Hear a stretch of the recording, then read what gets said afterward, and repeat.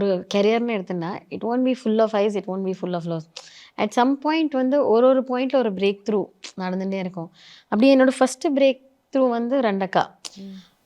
அப்போ வந்து ஈவன் "துர்ராயும்" பெரிய ஹிட். ஏன்னா, ஆதி படத்துல விஜய் சார் டான்ஸ் ஆடியிருக்காரு. எல்லாமே ரியலி பிக் ஹிட்ஸ். அப்போ வந்து திடீர்னு அத பிரேக் பண்ணி ஒரு நெக்ஸ்ட்டு பிரேக் த்ரூனா தட் வாஸ் விழிகளில். அதுக்கு முன்னாடி நான் "ஆருயிரே" பாடினேன். That's a favorite song of yours. Thank One you. of my favorite, yeah. So even before "Aaruyire" I first sang for a Kannada movie called that song is "மனசெல்லா மழையே" in Tamil and much later. அந்த original is "சலிசுவா சலுவே." So அதுதான் first பாடினோம். அதுக்கப்புறம் "ஆருயிரே." அதுக்கப்புறம் தான் "விழிகளில்" happen. விழிகளில் வந்து another breakthrough. Like everybody started calling me for that husky tone and that soft singing. அந்த ஒரு ரொம்ப பர்சனலான சிங்கிங்கிற மாதிரி they start calling. Then "பிறை தேடும்" happened. It became an even more bigger hit.